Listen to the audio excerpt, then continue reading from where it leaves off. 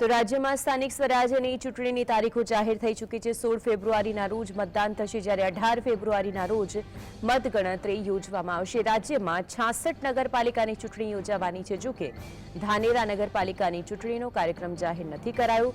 રાજ્યમાં જૂનાગઢ મહાનગરપાલિકા, 66 નગરપાલિકા, 3 તાલુકા પંચાયતની ચૂંટણી યોજાશે। આ સિવાય અમદાવાદ, ભાવનગર, સુરત મહાનગરપાલિકાની 3 ખાલી પડેલી બેઠકની ચૂંટણી યોજાશે।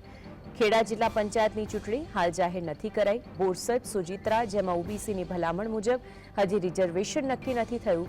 સ્થાનિક સ્વરાજ્યની ચૂંટણીમાં જેમાં 19 લાખ જેટલા મતદારો મત આપશે।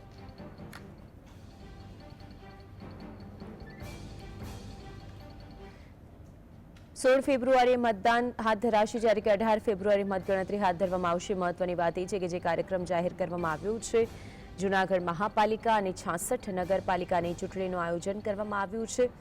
16 ફેબ્રુઆરી સવારે 7 વાગ્યાથી લઈને સાંજે 6 વાગ્યા સુધી મતદાન ચાલુ રહેશે। 3 તાલુકા પંચાયતની સામાન્ય ચૂંટણી જે પણ આજ તારીખોની અંદર યોજાવાની છે। 16 તારીખના રોજ ચૂંટણી યોજાશે, ત્યારે અમદાવાદ, ભાવનગર, સુરત અને મહાપાલિકાની 3 ખાલી પડેલી બેઠકો છે કે જેની પણ ચૂંટણી યોજાવાની છે। 1 ફેબ્રુઆરી સુધી ઉમેદવારી પત્ર છે કે જે ભરી શકાશે। જે કાર્યક્રમ સામે આવ્યો છે તેની વાત થઈ રહી છે। મહત્વની વાત એ છે કે ઉમેદવારી પત્ર ચકાસણીની તારીખ 3 ફેબ્રુઆરી સામે આવી છે। પહેલી એ ફોર્મ ભરાશે, 3 તારીખ સુધી ફોર્મ ચકાસણી થશે। 4 ફેબ્રુઆરી સુધી ઉમેદવારી પત્ર કે જેને પરત ખેંચી શકાશે।